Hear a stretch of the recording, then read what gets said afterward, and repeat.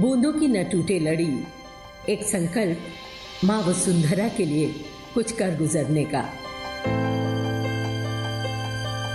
एक प्रयास जल जैसी कोमलतम चीज को संरक्षित करने का,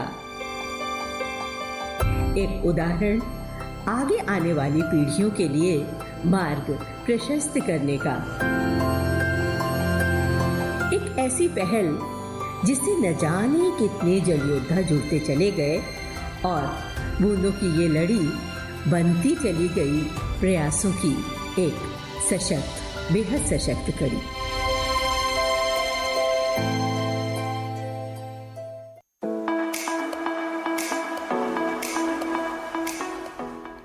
नमस्कार श्रोताओं, आप सभी को जल प्रणाम। आकाशवाणी लखनऊ की वायु तरंगों पर बन रही मानव श्रृंखला बूंदों की ना टूटे लड़ी में आपका स्वागत करती हूँ। मैं रेडियो जल मित्र तरुश्री और मैं रेडियो जल मित्र शिवम। जैसा कि आप जानते हैं कि इस कार्यक्रम में हम आपको रोज किसी जल योद्धा से मिलवाते हैं जिसका जल संरक्षण में कोई उल्लेखनीय योगदान हो। इसी क्रम में आज हमारे साथ हैं पटना बिहार से जयराज मिश्रा जी, जो पानी रे पानी ट्रस्ट के निदेशक हैं। आज हम उनसे रोजगार के माध्यम से नदी को जीवन दान देने के विषय में बात करेंगे।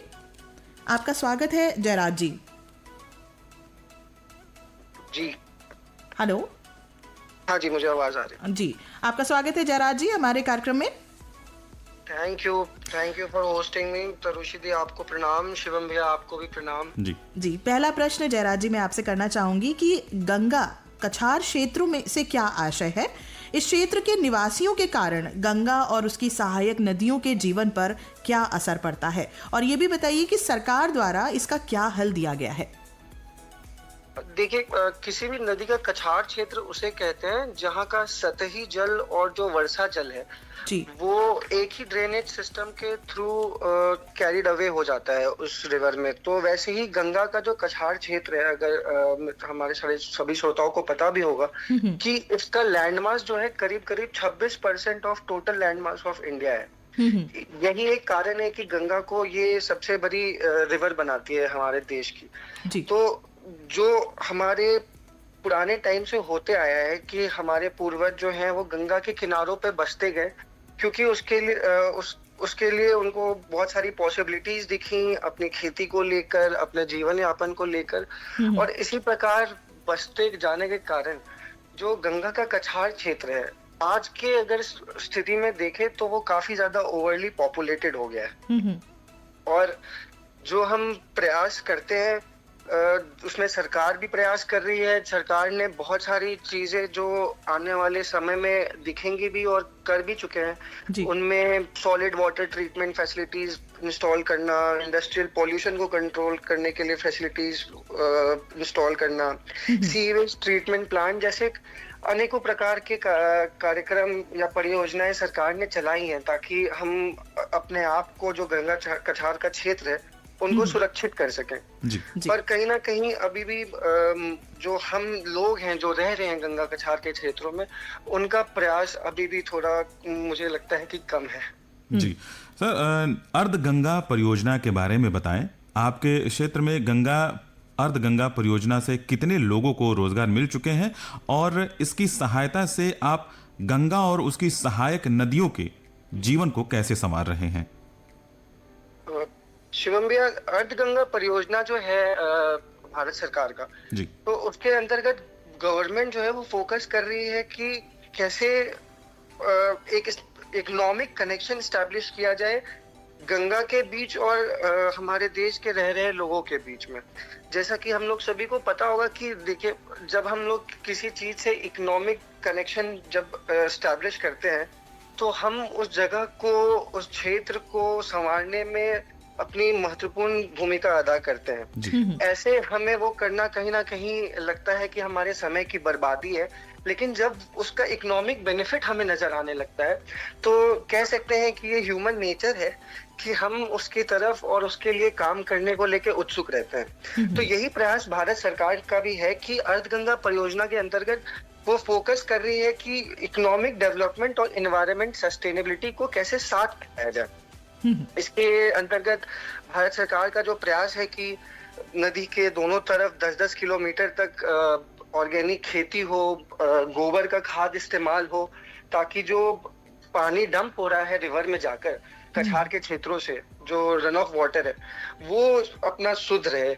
उसके अलावा इसी में टूरिज्म को भी जोड़ा गया है भारत सरकार द्वारा कि टूरिज्म के थ्रू वहाँ के जो लोग रह रहे हैं उनको रोजगार के नए अवसर मिले। लोग वहाँ आएंगे तो उनको अपना सामान, जो भी कुछ वो अचार हो गया या बहुत सारी चीजें, छोटी छोटी चीजें हैं जो वो मार्केट में ले जाकर उन लोगों के बीच में रख सकते हैं, बेच सकते हैं। तो इससे एक इकोनॉमिक कनेक्शन बनेगा और लोगों को एक रीजन मिलेगा वहाँ पे गंगा के लिए काम करने का, जो कि कहीं ना कहीं हमारे रोजमर्रा की जिंदगी में पीछे छूट गया है। जी, एक अंतिम प्रश्न आपसे पूछना चाह रही थी, नदियों को साफ रखने में आप जन सहभागिता कैसे सुनिश्चित करते हैं और ये कितना ज़्यादा चुनौतीपूर्ण है? आपकी इसमें क्या उपलब्धियां रही हैं और भविष्य में आपकी क्या योजनाएं हैं? देखिए, नदी को लेकर जो मेरा हमेशा से प्रयास रहा है कि हम लोगों ने, मैंने अभी तक जो ऑब्जर्व किया है, मेरा बहुत ही खुशकिस्मत हूँ मैं कि मुझे अनिल जोशी सर, जो पद्मश्री पद्म विभूषण से सम्मानित है, उनके साथ उन्होंने मुझे मौका दिया काम करने का। कई परियोजनाओं में मुझे मेरे मेंटोर पंकज मालवीय सर का बहुत साथ मिला। साथ ही साथ मैं प्लस फाउंडेशन के संस्थापक कर्नाटका सर का भी बहुत थैंकफुल हूँ कि इन लोगों ने मुझे अपॉर्चुनिटी दी लोगों के बीच में जाकर काम करने का। और मैंने जब काम किया तो मैंने ये ऑब्जर्व किया कि हम लोग बहुत ही ज्यादा गवर्नमेंट डिपेंडेंट हो गए हैं जब बात आती है नदियों को संरक्षित करने की, या जब बात आती है हमारे ग्राउंड वाटर, हमारे आसपास के वाटर बॉडीज को संरक्षित करने की।